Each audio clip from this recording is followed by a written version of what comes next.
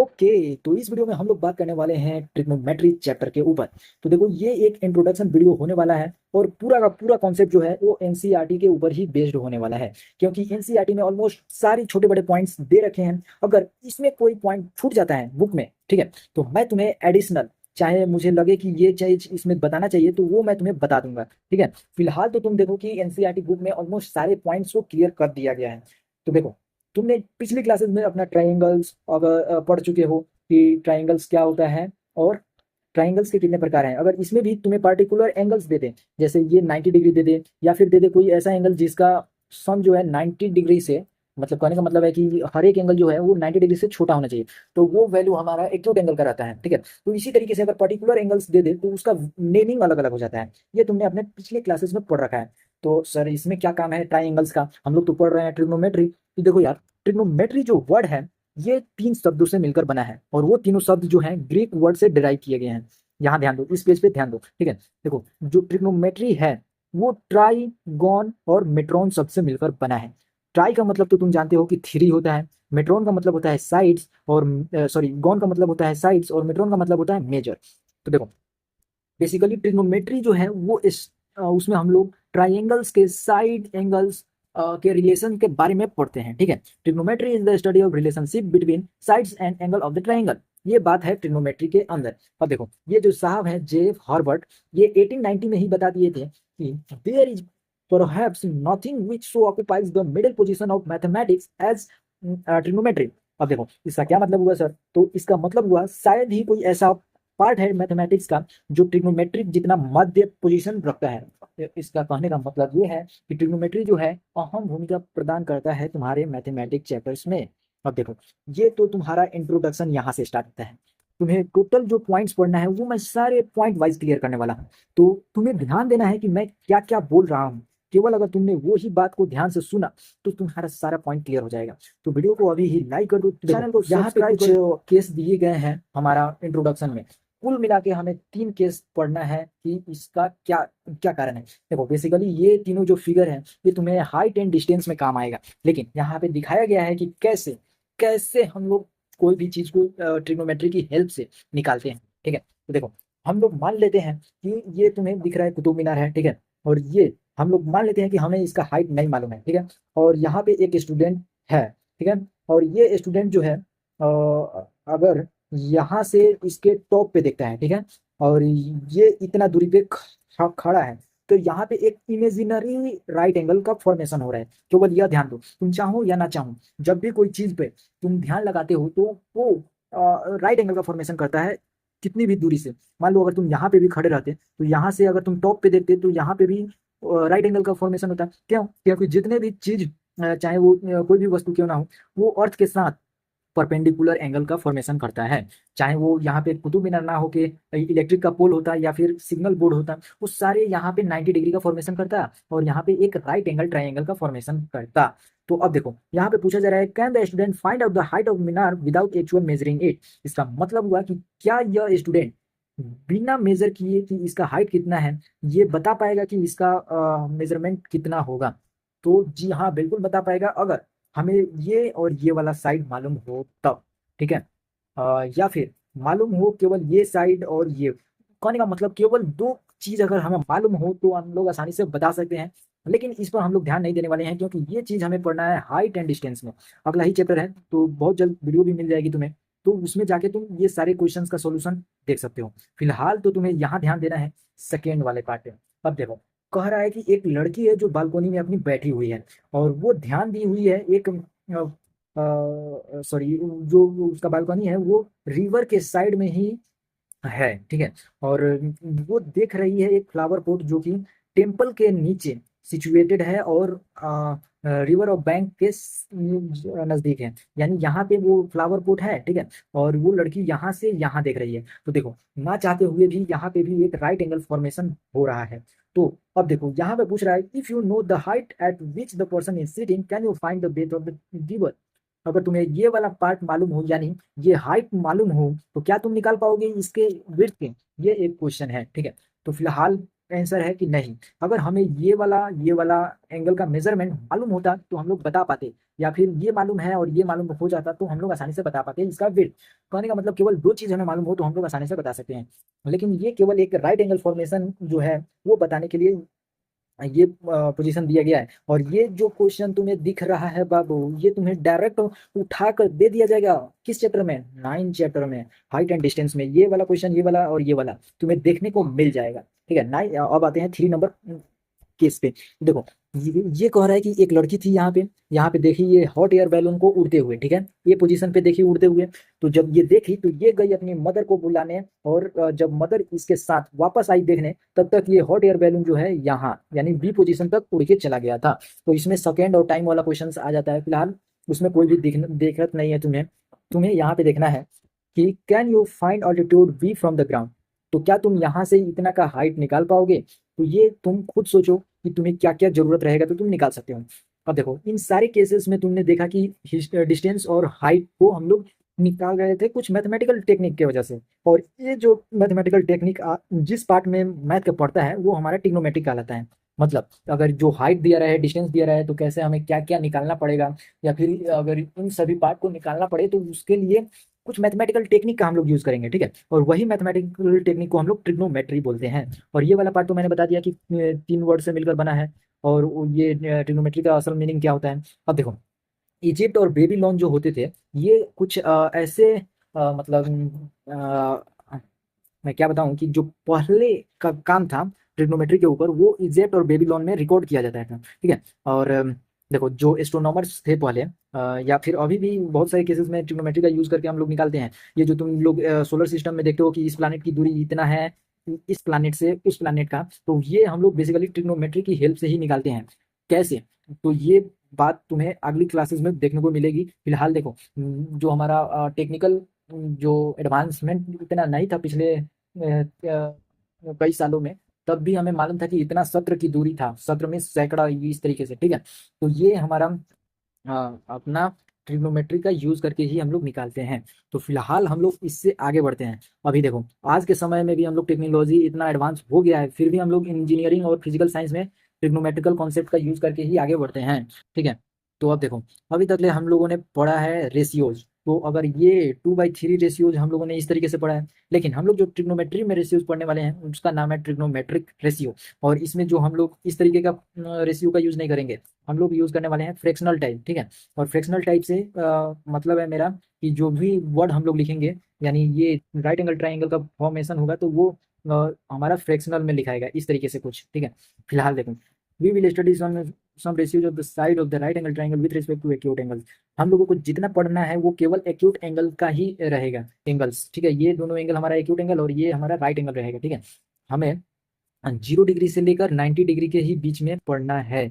ये हमें इतना ही दूर पढ़ने का जरूरत है 10th क्लास में। ठीक है, बाकी अगर तुम देखो तो तुम्हारा 90 डिग्री से ऊपर भी एंगल होते हैं, 180 डिग्री का भी मेजरमेंट होता है, और वो सारे सेम कॉस के लिए एप्लीकेबल भी है। ठीक है, लेकिन हमें रिस्ट्रिक्ट कर दिया गया है कि हमारा डिस्कशन जो है केवल एक्यूट एंगल्स के ही तक चलेगा। ठीक है, और हमें कुछ स्पेसिफिक एंगल्स का ही केवल मेजरमेंट पे वैल्यूज को फाइंड आउट करना है और उस पर पढ़ना है। तो उसे हम लोग ट्रिग्नोमेट्रिक आइडेंटिटीज में देखेंगे। ट्रिग्नोमेट्रिक आइडेंटिटी बेसिकली 3 ही होते हैं, लेकिन वो हम लोग आगे देखेंगे कि क्या क्या होते हैं। तो देखो ट्रिग्नोमेट्रिक रेशियोज, इस चीज को समझने के लिए हमें जरूरत है एक राइट एंगल की। क्यों, क्योंकि राइट एंगल के ही बेसिस पे हम लोग पिछली और आगे की सारे कॉन्सेप्ट को क्लियर करने वाले हैं। देखो यहाँ पे हमारा एक राइट एंगल ट्राइंगल है ABC, ये यहाँ बी पे जो है हमारा राइट एंगल ट्राइंगल है। ठीक है, फिलहाल देखो ये जो लॉन्गेस्ट साइड दिख रहा है, वो चाहे राइट एंगल का कोई भी पार्ट तुम्हें लॉन्गेस्ट दिखे वो तुम्हारा ऑलवेज हाइपोटेनस होगा। ठीक है, और ये वाला साइड देखो BC, ये तुम्हारा फेस कर रहा है एंगल ए का, ये एंगल ए का अपोजिट वाला साइड है। ठीक है, तो ये अपोजिट साइड ऑफ एंगल ए हो जाएगा। ठीक है, और ये साइड जो है ये तुम्हारा एंगल ए के साथ में आ रहा है। ठीक है, और इसे हम लोग बोलते हैं एडजेसेंट साइड ऑफ एंगल ए। ये तुम्हारा जो है ये एनसीईआरटी का भाषा है, कहे तो लैंग्वेज। ठीक है, लेकिन हम तुम्हें बताते हैं जो तुम्हें आसानी से यूज हो पाएगा। देखो जैसे अगर इस एंगल का बात किया जाए तो ये वाला अपोजिट वाला एंगल ऑलवेज परपेंडिकुलर होगा। ठीक है, ये वाला एंगल का बात करें जाएगा तो ये वाला होगा हमारा परपेंडिकुलर फिलहाल, और इस एंगल के साथ भी में जो एंगल होगा वो तुम्हारा होगा बेस। ये बात क्लियर कर लेना, क्योंकि आगे आने वाली जितनी भी प्रॉब्लम्स होंगी, चाहे वो ट्रिग्नोमेट्री से रिलेटेड हो या फिर हाइट एंड डिस्टेंस से, ये यही वाला कॉन्सेप्ट चलेगा, ठीक है। और ये देखो, अब आते हैं हम लोग आगे पे। तो देखो यहाँ पे अगर हमारा मेजरमेंट चेंज हो जाएगा तो उसका वैल्यूज भी चेंज हो जाएगा। जैसे ए के साथ हमारा एडजेसेंट साइड था ये वाला वैल्यू ए भी, और सी के साथ एडजेसेंट वैल्यू ये हो गया। तो ये हमारा एंगल्स को अगर इधर उधर ले तो वैल्यू चेंज होते रहेगा, तुम्हें ये ध्यान में रखना होगा। मैंने तुम्हें बताया था कि राइट एंगल ट्राइंगल में तुम्हें रेशियोज की जब बात की जाएगी तो उसे हम लोग ट्रिग्नोमेट्रिक रेशियो बोलेंगे, ठीक है। और ट्रिग्नोमेट्रिक रेशियोज के लिए ये सारे टर्म हैं, ये टोटल 6 टाइप के टर्म होते हैं, ठीक है। तो देखो कौन कौन से टर्म है। ये है sine of angle A. Sine of angle A का बात करें तो वो होता है हमारा side opposite to angle A by hypotenuse. देखो ये तो था तुम्हारा एनसीईआरटी का लैंग्वेज, लेकिन मैं तुम्हें बताता हूँ। देखो एक मतलब ट्रिक है जो सारे बेसिकली सारे टीचर्स बताते हैं, और ये जो ट्रिक है वो ये है, पंडित बद्री प्रसाद हर हर बोले, ठीक है। पंडित से पी, बद्री से बी, प्रसाद से पी, हर से हर एच, हर से एच, और बोले से बी। ये वाला पार्ट तुम्हारा आ जाता है साइन के लिए, और ये वाला पार्ट आ जाता है तुम्हारा कॉस के लिए, और बचा हुआ पार्ट आ जाता है तुम्हारा टैन के लिए, ठीक है। देखो मैंने बोला कॉस और टैन, लेकिन यहाँ पे देखने को मिल रहा है टेंजेंट। ये देखो लंबा यार, नाम हो मैं रहा है। तुम्हें बता देता हूँ कि ये सारे जो वर्ड तुम देख रहे हो, चाहे वो साइन हो, कोसाइन हो या टेंजेंट हो, ये सीन, कॉस और टैन का एब्रीवेशन, एब्रीवेटेड वर्ड होता है, ठीक है। बोले तो एक फुल नेम कह सकता है, ठीक है। और ये जो छोटा वर्ड हम लोग यूज करते हैं अपने क्वेश्चंस के सॉल्यूशन में, ठीक है। तो इससे कोई कंफ्यूजन नहीं होना चाहिए कि टेंजेंट तो अलग मीनिंग हो गया, अलग शब्द हो गया, और टैन अलग शब्द हो गया, ठीक है। ये सारे एब्रीवेट होते हैं। और उसी तरीके से कोसिकेंट का मतलब हमारा कौशिक होता है, और जबकि हमारा सीकेंट का मतलब हमारा सेक होता है, और कोट टेंजेंट का मतलब कॉट होता है, ठीक है। तो इस तरीके से हमें ध्यान देना है। अब देखो यहाँ पे जो कॉसेक और सेक और कॉट जो है, ये ऐसे रेशियोज हैं जो हमारा सीन, कॉस और टैन का रेसिप्रोकल वैल्यू होते हैं, ठीक है। तो जिस तरीके का मैंने बताया था पंडित बद्री प्रसाद और हर हर बोले वाला, सेम उसी तरीके से ये तीनों का भी होगा, ठीक है। लेकिन इसमें एक चीज कॉमन है कि ये तीनों जो वर्ड हैं ये तीनों के रेसिप्रोकल होते हैं, ठीक है। और रेसिप्रोकल होने से फायदा देखो, अगर मान लो ये साइन का मतलब होता है पी बाई एच, ठीक है। तो कोस साइन का मतलब यानी कोस सेकेंड का मतलब क्या हो जाएगा, ये हमारा हो जाएगा एच बाई पी। बेसिकली ये वाला ऊपर चल जाएगा और ये वाला नीचे आ जाएगा, और रेसिप्रोकल होने के बाद वो वैल्यू हमारा कोस सेकेंड का हो जाएगा, बोले तो कोसेक का, ठीक है। तो इस तरीके से ये तीनों वैल्यू जो है इस तीनों वैल्यूज के रिस्पेक्टिवली रेसिप्रोकल्स हैं, ठीक है। और ये जो वर्ड है ये तुम देखो तो ये एनसीईआरटी के अकॉर्डिंग तुम्हारा जो मतलब मेन फॉर्मूला, जिस तरह मैंने तुम्हें पी बाई एच करके बताया ना, उसी तरीके से अगर तुम्हें साइन ऑफ एंगल ए लिखना हो तो side opposite to angle A by hypotenuse लिखना पड़ेगा तुम्हें, ठीक है। ये एनसीईआरटी का भाषा है, खैर इससे कोई मतलब नहीं पड़ता है, मेन मतलब ये वाला वैल्यू से पड़ता है, ठीक है। तो ये तुम्हारा था। अब देखो टैन का जो मामला है वो थोड़ा सा इंटरेस्टिंग है।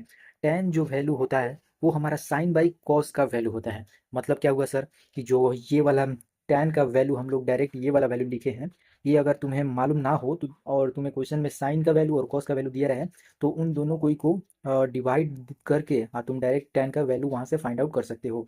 तो देखो जैसे ई वाला वैल्यू को अगर हम लोग डिवाइड कर देंगे तो जो वैल्यू हमारा आएगा ये इससे कट गया तो B C by A B. तो देखो यहाँ B C by A B बना है, ये हम लोग डायरेक्ट टेंजेंट निकाल सकते हैं, ठीक है। तो ये हमारा टैन का वैल्यू का बात हो गई, ठीक है। अब देखो ट्रिग्नोमेट्रिक रेशियो जो होता है वो हमारा एक्यूट एंगल, जो राइट एंगल में एक्यूट एंगल होगा ना, उसके एंगल्स और लेंथ ऑफ साइड के रिलेशन के एक्सप्रेस करता है, ठीक है, ट्रिग्नोमेट्रिक रेशियोज। तो ये बात अगर क्लियर हो गया हो तो अब हम लोग बढ़ते हैं नेक्स्ट टॉपिक, जो कि कुछ होने वाला है ये। अब देखो अभी जो हम लोग ये साइन वर्ड जो यूज करते हैं, ये साइन वर्ड का सीन, ठीक है, इसके पीछे बहुत ही बड़ा इतिहास छिपा हुआ है। मतलब क्या, देखो इनका नाम तो तुमने सुना होगा, ये महाशय अपने इंडियन है, मतलब इनका नाम है आर्यभट्ट, और यही हमारे जीरो के इन्वेंटर हैं, और इन्वेंट किए हैं जीरो को, ठीक है। जीरो को सबसे पहले बताए थे आर्यभट्ट ने, ठीक है। और देखो जो साइन वर्ड है वो हमारा आर्यभट्ट जी ने आर्यभट्टियम करके एक बुक लिखे थे, उसमें उन्होंने अर्धजा नाम से उनका वर्णन किया था। इस चीज का वर्णन किस नाम से किया था, अर्धजा से, ठीक है। और ये बात है 500 एडी की, ठीक है। जो कि आगे चल के हम लोगों ने केवल जय जया का यूज किया, अर्ध को हटा दिया। तो जया जो वर्ड था ये अर्ध भाटियम का जब हम लोगों ने अरेबिक में ट्रांसलेट किए समझा। तो जीवा में यूज कर लिया गया, मैंने जया को चेंज कर दिया गया जीवा में, ठीक है। और ये जो वर्ड जीवा है ये आगे चल के ट्रांसलेट हो गया साइनस में, और ये साइनस में जो है अरेबिक वर्जन से जब ट्रांसलेट हुआ लैटिन में तो साइनस नाम पड़ा, ठीक है। जीवा से साइनस, ठीक है। और उसके बाद जाके ये साइन जो है एक कॉमन नेम चल के आ गया। और देखो यहाँ पे अब एंट्री होती है एक इंग्लिश प्रोफेसर का, जो कि कौन चीज़ के प्रोफेसर थे, तो एस्ट्रोनॉमी के प्रोफेसर थे, जिनका नाम एडमंड गुंटर था, ठीक है। उन्होंने सबसे पहले साइन का सिन लिखा था, नोटेशन किया था, ठीक है, डेरिवेटेड। अब देखो ये कोसाइन का भी वैसा ही कुछ है, और टेंजेंट का भी वैसा ही सीन है, ठीक है। और आर्यभट्ट ने अ, इसको, जो ये कोसाइन है इसे कोटिजया नाम से बताया था। और ये कोसाइन का कोटिजया क्यों, और ये कोसाइन क्यों लिखा गया है, क्योंकि इसका फंक्शन होता है हमारा जो साइन का कॉम्प्लीमेंट्री एंगल निकालना है ना, उस चीज़ को फुलफिल करने के लिए कोसाइन लिखा गया है। और देखो, अब देखो इस चीज़ को समझने के लिए, और देखो ये जो कोसाइनस नाम है ये एडमंड गुंटर के नाम की वजह से ही ओरिजिनेट हुआ था, ठीक है। और जब 1674 का बात किया जाए तो उसमें एक बार इंग्लिश मैथमेटिशियन सर जॉनस मोरे जो थे वो इस कोसाइनस का कॉस में एब्रीवेट किए थे, ठीक है, नोटेशन का यूज किए थे। अब देखो, अब यहाँ पे देखो ये जो वर्ड हम लोग देखते हैं साइन ए, मतलब ये इस तरीके से जब हम लोग लिखते हैं साइन ए, तो इसका ये मतलब नहीं होता है कि साइन और ये दोनों का मल्टीप्लीकेशन है, ठीक है। अगर ये साइन और ये ए अलग हो गया तो इसका नो मीनिंग बन जाएगा, ठीक है, कोई भी मीनिंग नहीं रह जाएगा। और यहाँ पे तुम देख सकते हो क्लियरली लिखा हुआ है, ठीक है। उसी तरीके से कॉस का भी चलता है, और आगे चल के जितने भी हमारा ये सारे टर्म्स होते हैं ट्रिग्नोमेट्रिक टर्म्स, उस सारे में इसी तरीके का केस देखने को हम लोगों को मिलता है। अब देखो, अब तो तुम्हें तो मैंने बता दिया था कि परपेंडिकुलर बेस कैसे पहचानना है। फिलहाल यहाँ पे हम लोग दूसरा चीज़ देखने वाले हैं। सबसे पहले तो हम लोग देखने वाले हैं कि कैसे कोई ट्राइंगल जो है हमारा इक्वल हो सकता है। अब देखो जैसे मान लो ये वाला ट्राइंगल, ये हम लोगों ने मान लिया एक triangle A B C, A B C मान लिया, और ये साइड जो ए सी है इस पर एक पी पॉइंट दे दिया, और ए बी पे दे दिया एक पॉइंट एम, ठीक है। और ये एम और पी को हम लोगों ने मैच करा दिया, तो यहाँ पे एक और ट्राइंगल बन गया।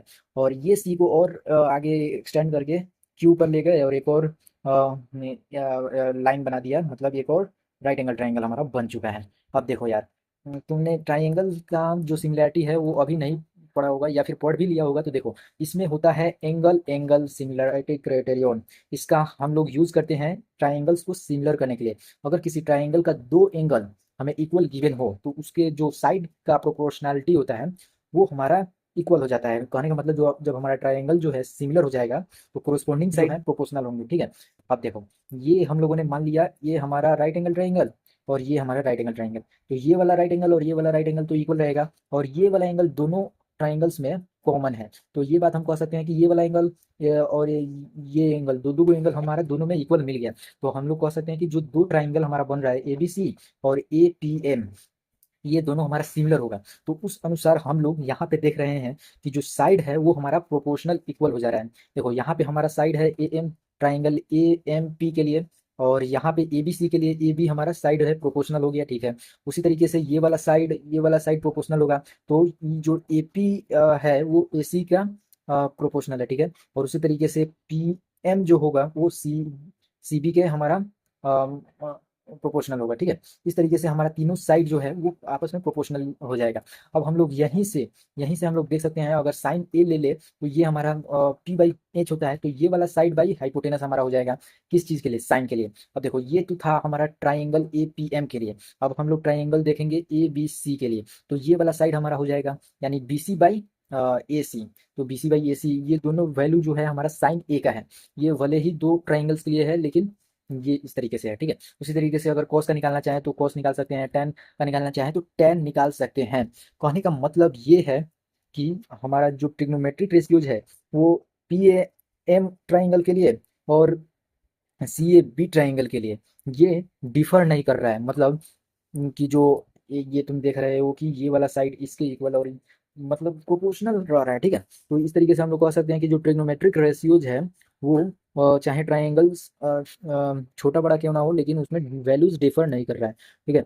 और in the same way we can check the value of sine A and also other trigonometric ratios in the same Q A N triangle. और इसी तरीके से हम लोग अलग अलग ट्रिग्नोमेट्रिक टर्म्स को भी देख सकते हैं बाकी ट्राइंगल्स के लिए भी। अब देखो यहाँ तक हम लोगों ने जो ऑब्जर्व किया वो क्या किया, देखो वैल्यू समझ सकते हो कि the values of trigonometric ratios of an angle do not very with the length of the side of the triangle. तो ट्रिग्नोमेट्रिक रेशियोज का जब वैल्यू निकालने का बात आता है तो ये हमारा लेंथ पे डिफर नहीं करता है, ठीक है, अगर एंगल सेम रहे तो। ये बात अगर क्लियर हो गया हो तो अब हम लोग आगे बढ़ेंगे। अब देखो यार यहाँ से कुछ एग्जाम्पल्स आ गए हैं, तो तुम्हें क्या लगता है हमें एग्जाम्पल को सॉल्व करते हुए आगे बढ़ना चाहिए? देखो अब कुछ एग्जाम्पल को सॉल्व करते हुए आगे बढ़ते हैं। यहाँ के बाद हमें देखने को मिलेगा ट्रिग्नोमेट्रिक टेबल, ठीक है, तो उसके लिए तैयार हो जाओ क्योंकि मैं बहुत ही आसान तरीका बताने वाला हूँ। और आसान तरीका इतना आसान होगा कि तुम कहोगे वाओ, ठीक है। तो देखो जैसे कि यहाँ पे हमें वैल्यू दिया हुआ है साइन ए का। अब साइन ए ये वाला है तो इसका वैल्यू दिया है 1/3। और साइन का जो हम लोग फॉर्म लिखते हैं वो हम लोग लिखते हैं परपेंडिकुलर बाई हाइपोटेनस। तो ये रहा हमारा परपेंडिकुलर, ये रहा हमारा हाइपोटेनस। अब देखो ये जो रेशियो दिया हुआ है 1/3 जो है, इसे अगर हम लोग लिखना चाहें तो ये हमारा 1/3 लिख सकते हैं, बिल्कुल लिख सकते हैं सर। अब देखो अब ये वैल्यू 1/3 जो है ये हमारा इक्वल है परपेंडिकुलर रेशियो हाइपोटेनस का, बिल्कुल सही। अगर ये परपेंडिकुलर हमारा 1 के इक्वल है तो मान लेते हैं परपेंडिकुलर हमारा के इक्वल हो जाएगा, तो हाइपोटेनस हमारा 3 के इक्वल हो जाएगा, बिल्कुल सर, बिल्कुल यहाँ से दिख रहा है। अब देखो अब यहाँ से निकालना है हमें तीसरा साइड, ये वाला साइड हमें निकालना है। तो इसे हम लोग बहुत ही आसानी से निकाल सकते हैं। कैसे निकाल सकते हैं? तो बस हमें याद करना होगा हमारा पिछला चैप्टर या फिर पिछला क्लास का कुछ टर्म जो हमारा पाइथागोरस थ्योरम है उसे।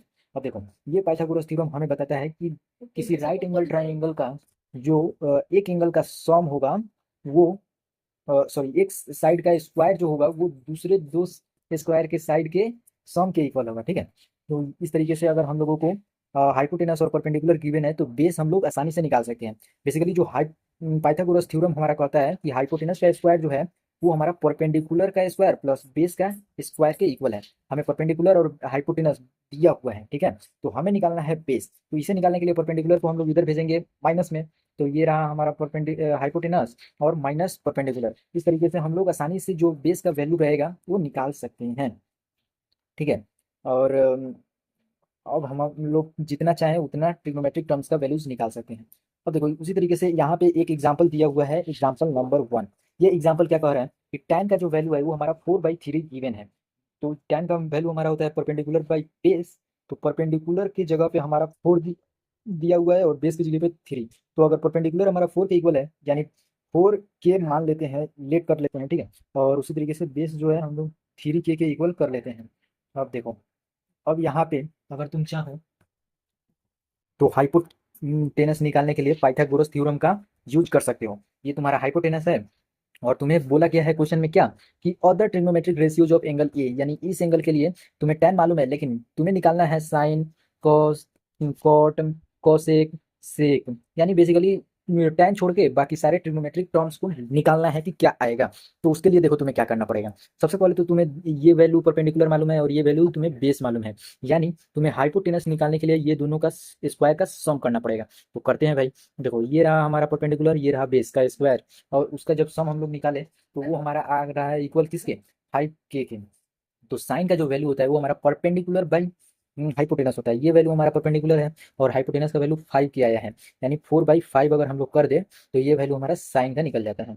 और उसी तरीके से अगर हम लोग कॉस का वैल्यू देखें तो वो हमारा बेस बाई हाइपोटेनस होता है, यानी 3k/5 कर दे तो वैल्यू जो है हमारा वो निकल जाएगा किसके इक्वल, कॉस के। अब यहाँ ध्यान देने वाला बात ये है कि जो हमारा कॉट होता है वो टैन का रेसिप्रोकल होता है। तो टैन का हमें वैल्यू गिवन है, बस इसे रेसिप्रोकल करने का देरी है, तो ये हम लोगों ने कर दिया और ये हमारा कॉट का वैल्यू निकल गया।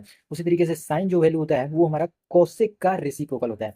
तो इस साइन का रेसिप्रोकल कर देंगे तो कोसेक का वैल्यू निकल जाएगा। इस कॉस का वैल्यू रेसिप्रोकल कर देंगे तो हमारा कॉसेक सेक का निकल जाएगा। तो इस तरीके से तुमने देखा कि हम लोगों ने बहुत ही आसानी से क्वेश्चन नंबर 1 का सॉल्यूशन निकाल लिया और देख लिया। उसी तरीके से देखो यहाँ पे एक क्वेश्चन नंबर 2 है जो कि थोड़ा सा ट्विस्टिंग टर्म आने वाला है इसमें। देखो यहाँ पे कह रहा है कि एंगल बी जो है, एंगल क्यू, ये किसी ट्राइंगल का बात नहीं किया गया कि एक ही ट्राइंगल के अंदर है या फिर अलग एंगल है, ये कोई भी यहाँ पे क्लियर नहीं किया गया है। क्वेश्चन तुम्हारा इतना ही दूर में है, देख सकते हो, ठीक है। तो हम लोग यहाँ पे तुम्हारा एनसीईआरटी बुक जो है वो 2 ट्राइंगल को लेके चल रहा है, ठीक है। तो देखो यहाँ पे अगर हम लोग 2 ट्राइंगल्स को लेते हैं, ये एक ट्राइंगल है और ये एक ट्राइंगल, तो ये जो बी और ये जो क्यू वाला एंगल है, ये दोनों एक्यूट एंगल्स हैं, ठीक है। और ये जो वैल्यू बनाएगा साइन बी के साथ और साइन क्यू के साथ, ये दोनों इक्वल दिया हुआ है। तो देखो साइन बी का वैल्यू जो होगा परपेंडिकुलर बाई हमारा हाइपोटेनस होगा, तो ये ए सी बाई ए बी हो जाएगा हमारा यहाँ पे। और इसके अनुसार हमारा P R by P Q हो जाएगा, ठीक है। तो ये हमारा यहाँ रहा।